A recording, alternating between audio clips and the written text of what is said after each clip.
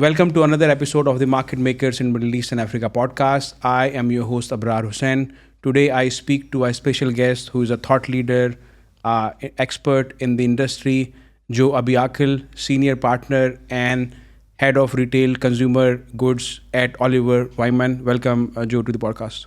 Thank you, Abrar. It's a pleasure to be here. Joe, you had very successful career, and you had C-level roles at large conglomerates, and now senior partner at Oliver Wyman. Tell us about your story. That's quite a broad question. If I start, I might go on for hours, and we might not have time for other questions. But if I were to summarize, I think I've been quite fortunate with the diverse experience I've had, both life and professional, and that allowed me to build a different perspective on life, work, and how to deal with situations. Basically, I've lived, grew up, worked, and studied in Lebanon, Europe, France specifically, Singapore, Germany, the Middle East, Asia Pacific, and Africa.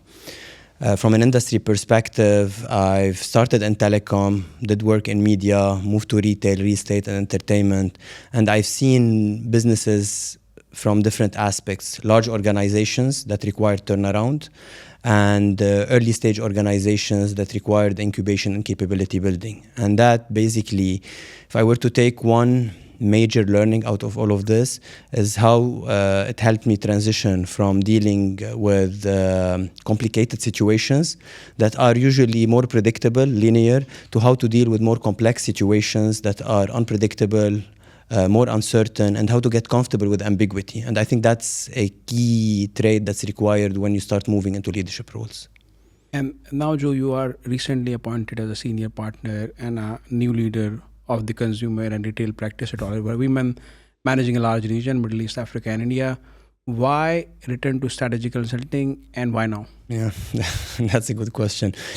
I've done 8 years with Majid Al Futtaim, and at the end of 2023, I felt I had achieved everything I set out to do with the group. I was part of the transformation of that organization for 8 years. I've had the opportunity to work on investments worth more than $650 million. I was part of more than 20 strategic partnerships. I've contributed to the incubation of new 5 verticals for the group. I helped the digital transformation by building different digital analytics, fintech, loyalty-related capabilities. And at the end of it, I felt I had done it, and I needed a new challenge. And I felt I needed to take my experience and apply it in a way that is more relevant for the wider region and how to support the economic progression and development of this region, which is something that matters a lot to me. And Oliver Wyman as an opportunity came along. Oliver Wyman is a well-established organization, growing exponentially in the region, well-regarded globally. But at the same time, it still preserved its entrepreneurial spirit. And that's what the team had offered me, that opportunity to come in and support and bolstering the retail and consumer practice in the wider region, bring global capabilities and expertise, merge them with local experience, and hopefully have a winning proposition in the market. And consulting is not actually new to me. This is a bit of me returning home, given I've had done more than 10 years of consulting experience in my previous life prior to Majid Al Futtaim. Mm-hmm. And let's talk about your previous role, where you were a chief corporate development officer. You were also heading the digital arm of one of the largest conglomerate in the MENA region. How did you enable large transformation, grow operational excellence in that role? I think transformations in general are never a one-off thing. And that's probably a major learning for me in my 8 years with MAF. It's a continuous thing. And it's both a transformation of the organization, and it's also a transformation of yourself as an individual, as a contributor, and as a leader. And that's how I've approached it. So it wasn't just around technical capabilities and functional expertise, but the way we've worked on that transformation in my days as MAF is focused on few different principles. One, we had a very clear vision set from the top, aligned across everyone from shareholder to boards to management, and then trickled around across the organization. And there was the right commitment behind that long-term vision. Second, developing the enabling capabilities that are required to make sure that transformation succeeds.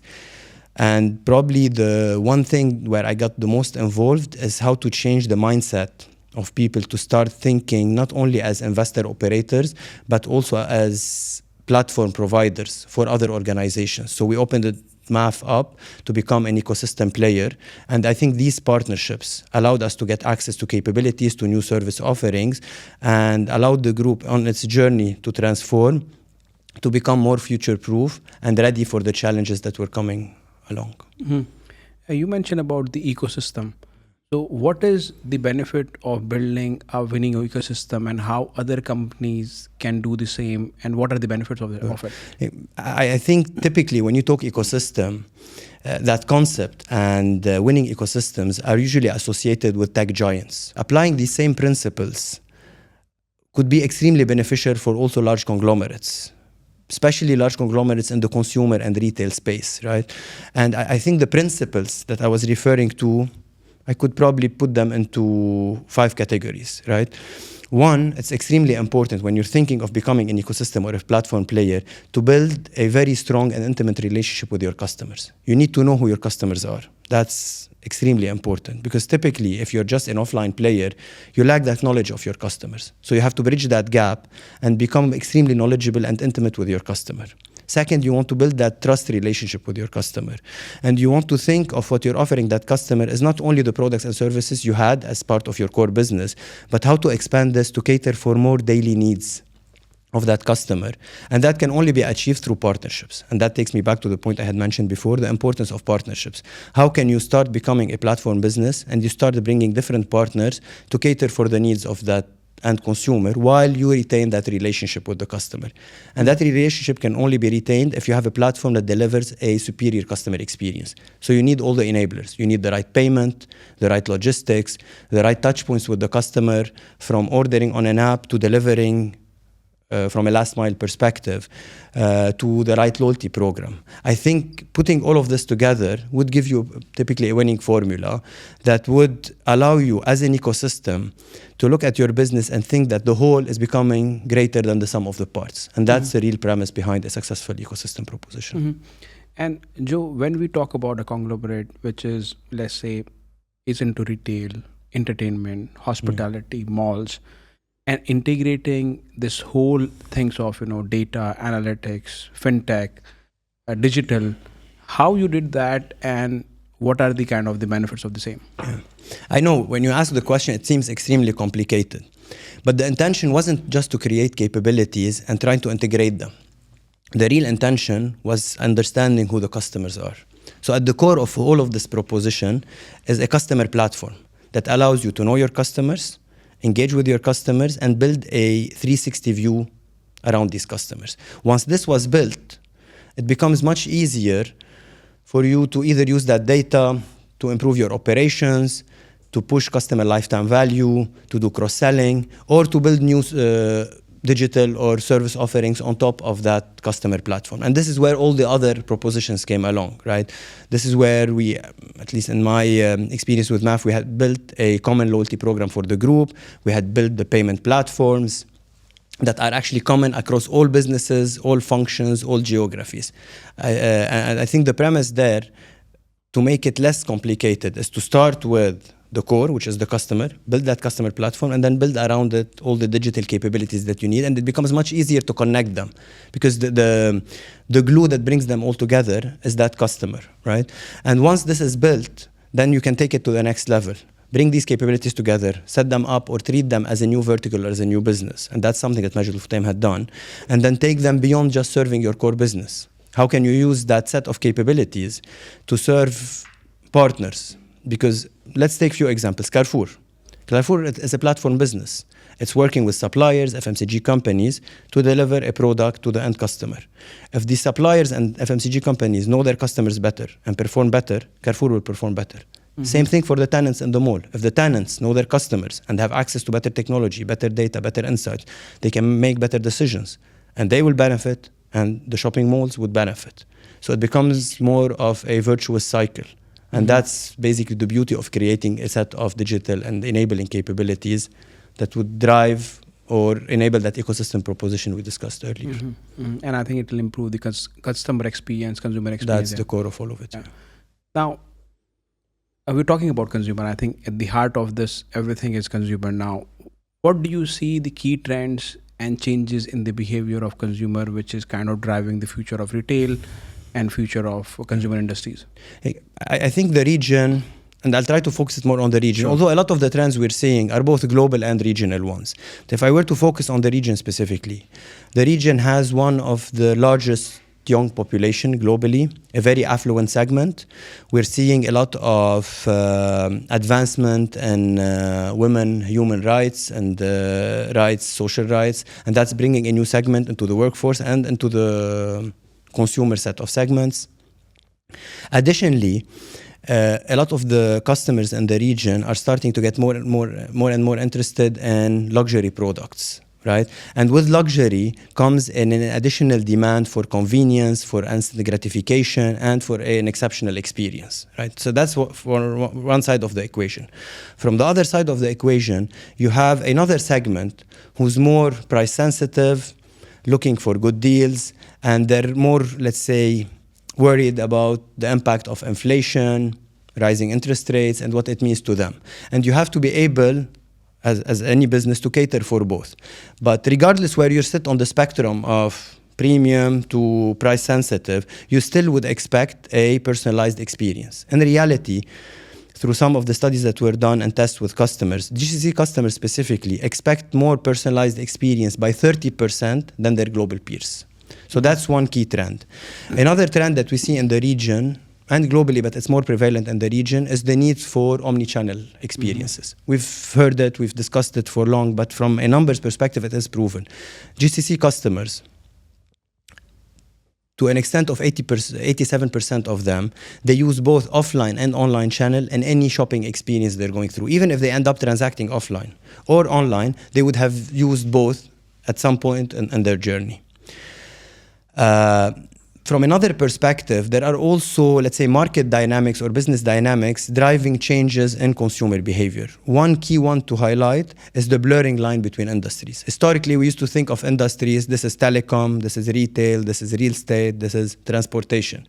But if you look at today, the economic environment or the business environment, you have telecom operators investing in grocery. You have retail companies doing financial services. You have transportation companies building super apps, right? And you're smiling, so I can imagine you're actually relating what I'm saying to the different companies in the region.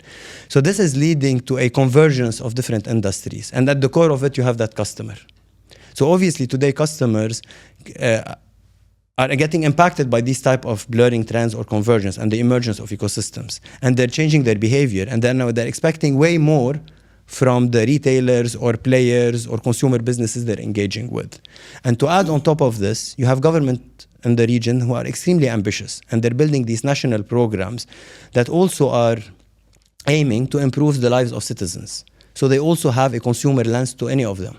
So that also adds more to that set of acceleration of consumer and customer trends that you see in this region. Joe, my next question. Now, I understand that it's a very dynamic industry, a lot of changes and disruption, new players coming in.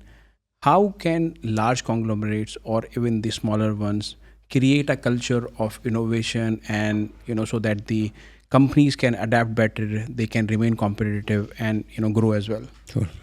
Maybe before I get to the answer, let's try to explain what are the challenges that these conglomerates are facing, so we can, because you need to know your problem to be able to solve them, right? So first, these regional conglomerates or incumbent businesses are facing both external and internal challenges. From an external perspective, you mentioned increasing competition, global players, emerging of homegrown concepts. At the same time, they're competing with other regional conglomerates as well as these global players for the same pools, same talent pools, same customer pools, same profit pools. From a market perspective, the region is quite large. Depending on how you slice it and dice it, you have a region of close to 500 million people. That's more than 8% of the global population, but they contribute to close to 4% of the global GDP, which means the region still punches below its weight. And this is due to multiple reasons. Some of them are related to the fragmentation of regulation, of cross-border mobility of people, goods, and data, which makes it very hard for any small or large conglomerate to expand and become a regional or hopefully one day a global champion. Because they have to go after their markets and their customers 1 million and 5 million at a time instead of having directly access to 500 million customers. So that's another external challenge. And you've also mentioned the consumer behaviors that are changing, the consumer needs, preferences, and requirements. Internally, a lot of these conglomerates have grown in the past few years, riding the wave of economic growth in the region. But while they're growing, they've grown into a bit of a fragmented setups where sometimes they operate in siloed manners, both from a back-end infrastructure perspective or sometimes even from how they actually go to the market. And that is leading to challenges along few dimensions. One is management related. Some of them are facing succession problems, operating model, information flow. Some have problems on the financial side, so management, how to maintain top-line growth while optimizing bottom-line growth or access to funding. And some have operational challenges. They're not efficient enough, they're not lean enough, they're not ready to embed digital capabilities or automation. So if you take all of this into consideration and you think, how can these businesses be future-proof and manage the changing behaviors and trends that we've discussed? They obviously have, first and foremost, is to deliver and design a long-term vision that's not always anchored in financial returns. And they need to get full buy-in around that vision. But while they're thinking of the future, they cannot forget the present, because there is no future if you don't have a sustainable present. So they have to be ruthless on execution. And they need to make sure they optimize their top line and more so their bottom line to extract any benefits and reinvest them in the future on the business. And reinvest in two things. Reinvest in capabilities building to make sure your business is future-proof, and reinvest in exploration of where can you expand into. What adjacencies can you add to your business, leveraging your existing capabilities with a capital-light approach, or experimenting with offshoots or new bets, right? And how to actually get there. So that's basically what companies have to think of. While they're doing all of this, I'll keep repeating it probably for every question, they have to keep the customer at the center of it, right?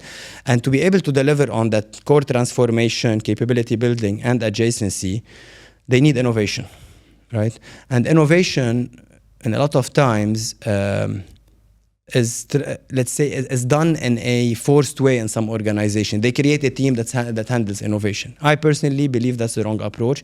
I don't believe in centralized innovation. I think innovation should be decentralized to your organization and to everyone who's willing to work with you and partner with you. So decentralizing innovation from a culture perspective, because you asked about this, allowing that mindset of experimentation, failing and failing fast, and not penalizing people for experimenting and trying. On the other hand, recognizing this and supporting people to be able to experiment and change. And that experimentation, that innovation could impact how you deliver a service to a client, to a small processes on the financial side, to disruptive innovation of new offerings or a new business that you can venture into. So that's basically the spectrum. One thing, thank you. It's a great answer, Joe. The one thing that you mentioned, decentralized innovation. And I remember that in your last role, you created a launch pad where, you were supporting some of the promising startups. Tell us about that and how it benefits large conglomerates and how these conglomerates can take advantage of it. So let's start by why it's needed and how does it benefit both the startups and the large conglomerates. So as I mentioned before, for you to be relevant in this day and age, you cannot create everything in-house. You cannot keep innovating and doing every R&D in-house because you're not going to be always able to go at the pace of the market, right? So what you need to do is to partner with startups, with innovators, with entrepreneurs who think differently, who are willing to disrupt, change things. If you do that type of partnership in a very fragmented way, these startups are too small, so they'll never really get their seat on the table within your organization. So this is where creating a program that's a bit more structured, like a launch pad, gives room for these startups to engage properly with you, and allows your people, instead of going left and right and trying to engage with startups here and there, is to do it in a more structured manner. So that's from a process perspective why it matters. Once you start doing this systematically, where you've created a program where you engage with startups on a regular basis, you bring them into your business, it allows your teams and your people to rub shoulders with a lot of innovation, a lot of entrepreneurship. It allows your DNA to get, let's say, adjusted or updated to include these type of traits into it. So it's extremely helpful for the culture. From a business perspective, it gives you access to capabilities very early on. It gives you access to new service offerings. You have an early view. Whenever these scale, you can decide to either partner more deeply with them or acquire them and integrate them into your business. From a startup's perspective, why is it beneficial? What do these startups want? They want funding to grow. If you, as a regional conglomerate or as a large conglomerate, you tell them, yes, funding is there, I can support you, but I have something more valuable to you than money. I can give you legitimacy. I can give you access to customers. I can integrate you into my digital or physical assets. I can co-market with you. I can give you access to a larger customer base, which will allow you to lower your customer acquisition cost. That's even more beneficial to them than money. And all in all, from both sides, for these programs to succeed, maybe one key learning from my experience of doing this is that you should not go too wide and try to, let's say, attract every startup under the sun. I think focus is the name of the game. So focusing on few themes, and that's how it was done at Majid Al Futtaim. There was a focus on two main themes, homegrown concepts and climate tech, prop tech related themes. We could have done more. We could have done fintech, we could have done AI technology, and in different batches or different versions of that program, you would tackle different themes. And that's the way of going about it. And you also mentioned in the last discussion about build the future. So how companies can measure the success and the challenges of applying this build the future approach? Yeah, that's a very good question. So I want to go back to my point that I made earlier, that to build the future, you have first to strengthen and accelerate your current situation, so your core, and then experiment and grow into adjacencies, and then make some explorative bets. These are the three horizons of building a future business. Each of these horizons have different measures of success, to your point, because when you're accelerating your core, you're basically a manager. You're operating. You want efficiency. You want to focus on your top line. You want to focus on your bottom line. You want to ensure there is no waste in the system. When you move to growing adjacencies, you're building businesses on the back of your existing businesses or capabilities. Now you're an entrepreneur. What is success in that case? How fast are you growing? How much top line are you building? Are you hitting the targets that you set for yourself? Right? The third lens, or the third horizon, which is a bit more of explorative bets, now you're an innovator. The real measure of success in this one is less financial and more qualitative. Have you been able to hit your milestones? Have you created enough IP that you actually own? Have you put forward an MVP of a product that is actually positive for the customers, and the satisfaction is there and the reaction from the customer is positive? So the success in each part of that transformation strategy is different. But what's common is that you cannot wait to do these sequentially. You have to do them at the same time, and you have to have these three mindsets within your same organization and within your culture. And you have to be able to allocate resources and financial capital accordingly to the three to make sure they keep running in parallel for you to be able to be future-proof. Now, Joe, you mentioned about the importance of having a consumer-centric vision, and they should be able to get a very good experience. How the organization can kind of prioritize customer experience, and how these new disruptive technologies, maybe AI, can help these organizations provide a very good customer experience? There is a long answer to your first part of the question, and there is a very short answer. You want to deliver superior experience, put the customer at the center of everything you do. Right? I know it's a bit abstract, so if I were to add a bit of flavor to it, today you're developing a new product. Did you talk to your customer? Did you listen to your customers? Do you know what they want? Have you tested this product with them? You're launching a new service. You're deciding to open a new location or a new store. If you put the customer at the center of it and you have that two-way relationship with your customers, you're going to be very easily able to go and change everything within your organization to cater for the needs of that customer. Because this is not just a nice to have. We live in a world where customers are in the driving seat. If you go back, 10, 15, 20 years, in any grocery store, suppliers used to push products, you put them on the shelves, and customers has to come and buy that product. The customers didn't have a choice. Today, if they come to your store and they don't like what they're offering, they're going to go to the next one, or they're going to open their digital apps and have limitless choices. So customers have the choice, and they're in the driving seat. So you can no longer avoid having them part of the discussion.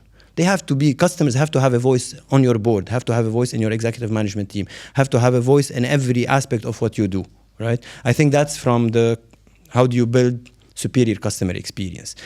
On the technology side and how to adopt it, I think the question on technology, especially for consumer industries, is something extremely important, because the consumer industries, be it retail, entertainment, real estate, financial services, are getting extremely impacted by the advancement in technology. And if we dig deep on one, let's say, area, which is AI that you mentioned, there is a recent study done by the Oliver Wyman Forum, and they've estimated that the global GDP is going to be increased by $20 trillion because of AI by 2030. And they've ran some surveys with CEOs, companies, and customers. And they've noticed that more than 40 to 50% of customers are ready and more comfortable now to use a virtual assistant in their daily decisions, to pay their bills, order their grocery, get financial advice. So this is where the world is heading, and this is how much AI will influence everything we do. But at the same time, when it comes to the work side or the business side of it, there is some sort of a disconnect. And check these stats, they're actually quite telling. 70% of CEOs who were tested believed that their organizations are going to benefit extremely from AI, and they're ready for it. At the same time, 70% of their non-executive teams believe their organizations are not ready yet for AI. 60% of these people are so worried that AI is going to automate them out of their jobs. So you feel the disconnect. In reality, AI is going to be transformational. But are we ready for it? We might be getting there from a technology perspective, but the real need is not on how to implement technology. And going back to your question, how can organizations benefit from these technology advancements? It starts with the people. Make sure you start by training your people, by managing their anxieties and addressing them, and whatever transformation you're doing, do it with compassion. Because at the end of the day, yes, AI will replace some jobs, but it's going to create more jobs that's going to replace. So if you get your people to learn it, and you help them reskill and upskill to know how to benefit from it, you're going to have an organization that's readier than any other organization that spends hundreds of millions in just implementing infrastructure and technology. Mm-hmm. Now, Joe, you have been part of a large conglomerate. You have been involved with various startups. In the Middle East, Africa region, where do you see biggest opportunities for new ventures? I wish I knew the answer. I'll tell you, if I knew the answer, I wouldn't be sitting here, and I would be doing more entrepreneurship, and I would have created multiple unicorns probably.